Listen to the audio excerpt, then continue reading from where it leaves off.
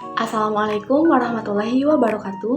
Saya Pupuna Paida Hastuti dengan NIM 0488803999 dari Prodi Akuntansi.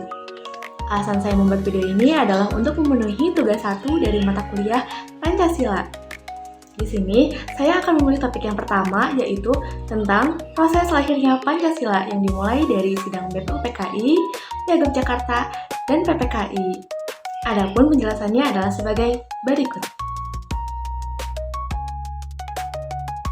Tanggal 1 Juni sangat penting bagi bangsa Indonesia, karena itu adalah hari lahir Pancasila, dasar negara kita. Bagaimana sejarahnya? Kita simak bersama yuk teman-teman! Kelahiran Pancasila tidak terlepas dari peran Badan Penyelidik Usaha Persiapan Kemerdekaan Indonesia yang disingkat BPUPKI.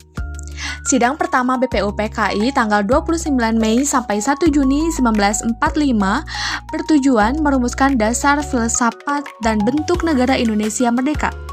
Saat itu, ada 3 tokoh yang menawarkan konsep dasar negara Indonesia. Mereka adalah Muhammad Yamin, Supomo, dan Soekarno.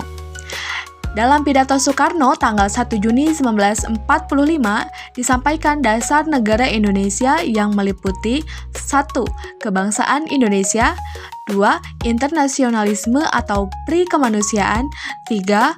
Mufakat atau demokrasi, 4. Kesejahteraan sosial, dan 5. Ketuhanan yang Maha Esa. Saya namakan ini atas petunjuk seorang teman kita ahli bahasa. Namanya ialah Pancasila. Sila artinya asas atau dasar, dan di atas kelima dasar itulah kita mendirikan negara Indonesia kekal dan abadi. Demikian kata Soekarno. Sidang BPUPKI pun berakhir dan belum menghasilkan keputusan mengenai dasar negara. Perumusan dasar negara kemudian dibahas lebih mendalam oleh panitia yang berjumlah 9 orang. Anggotanya terdiri dari Soekarno, Muhammad Hatta, Ahmad Subarjo, Muhammad Yamin, Wahid Hasyim, Abdul Qahar Muzakir, Abi Kusno Cokro Sujoso, Haji Agus Salim, dan A.A. Maramis. Pada 22 Juni 1945, Panitia 9 menyelesaikan suatu rumusan yang disebut Piagam Jakarta.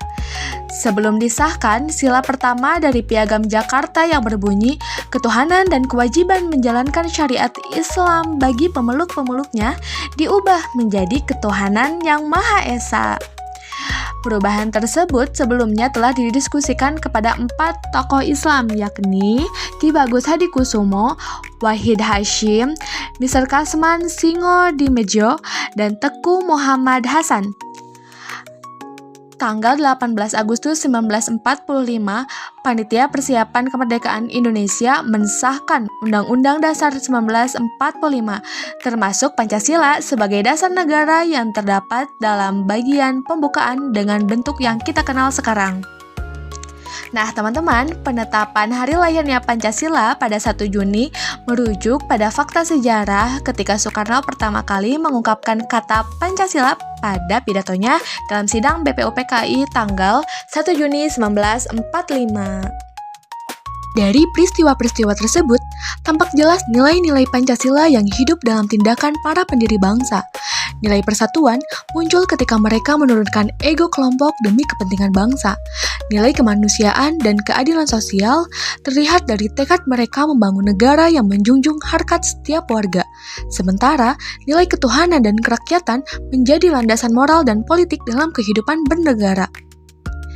Menurut saya, lahirnya Pancasila bukan sekedar kisah masa lalu, melainkan cermin bagi generasi muda saat ini. Dari perjuangan itu, kita belajar bahwa perbedaan bukan alasan untuk terpecah, melainkan kekuatan untuk bersatu. Nilai-nilai Pancasila tetap relevan, mengajarkan kita untuk menghargai keberagaman, menjunjung keadilan, dan berbuat dengan semangat gotong royong.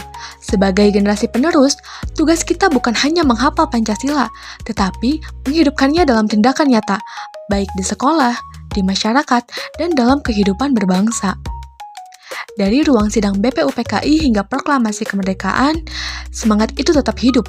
Pancasila adalah jiwa bangsa, lahir dari perjuangan, hidup dalam persatuan, dan akan terus menjadi bintang penuntun Indonesia. Sekian pembahasan dari saya. Mohon maaf apabila terdapat banyak kesalahan. Terima kasih. Wassalamualaikum warahmatullahi wabarakatuh.